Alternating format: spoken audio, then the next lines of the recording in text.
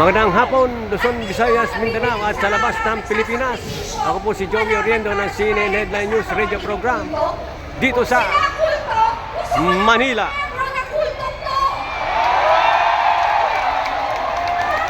Bonifacio. Kulto kayo ng kulto, pero kayo kuto at kuto.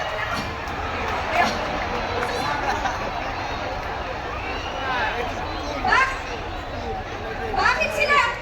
Sandali lang po. Ba't sila kuto? Di ba? Sumisipsip ng dugo, ng kumubos. O, di ba? Yan ang ginagawa nila sa kaban ng bayan.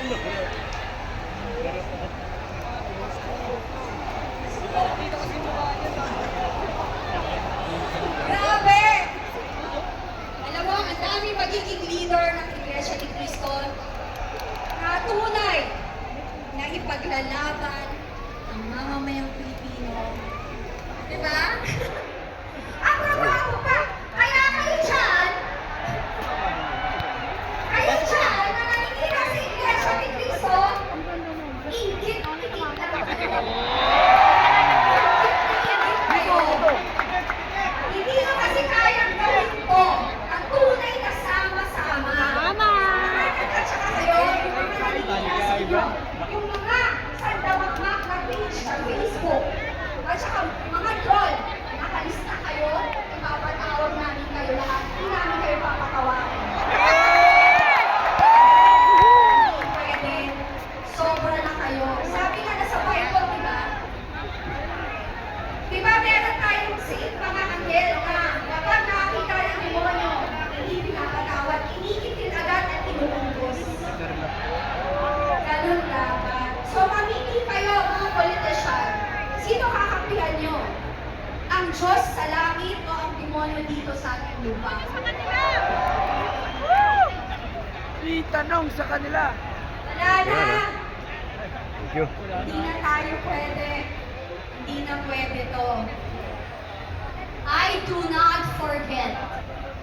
Exactly, we don't forget ang mga kalokohan, kasinungalingan, at kahirapang idinulot nila sa mamamayang Pilipino. May bagyong darating na naman. Diba? May bagyong darating na naman. Tapos, yung mga hindi ng tulong, May bagyo. I'm sorry po. So, eto na naman tayo. Ano na naman sasabihin nila? Ha? Bagyong bongbong. Di ba? O kaya bagyong mandarambongbong. Uy. Di ba? Hindi na. Hindi tayo pinapakinggan.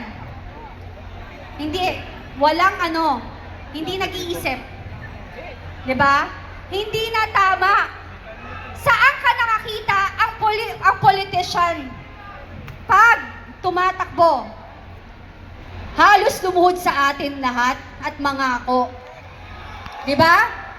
Lahat, langit at lupa, universe, kung pwede lang sungkitin yung buwan, ibibigay sa atin. Pero pag nanalo na, nasa na tayo lahat? Wala. So sa darating na eleksyon, matalino kayo. Ang INC hindi makakalimot. Yung mga dati, pinagbibigyan nila. Ang INC ay pinagbibigyan ang mga nagkakamali. Pero this time, hindi na pwede. Mapagpatawad, mapagbigay, nakakaintindi dahil yan nasa Biblia. Pero hindi na natin pwede po. Hindi ako INC. Sa aking opinyon, hindi na ako magpapaloko.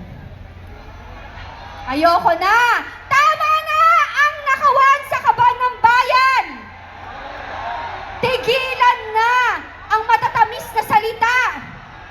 Tigilan na ang kasinungalingan! At ako, sa inyong mga magnanakaw, sa mainstream media na mga sinungaling at mga bayarang troll at sinungaling, tatama ang karma sa iyo simula sa minutong ito.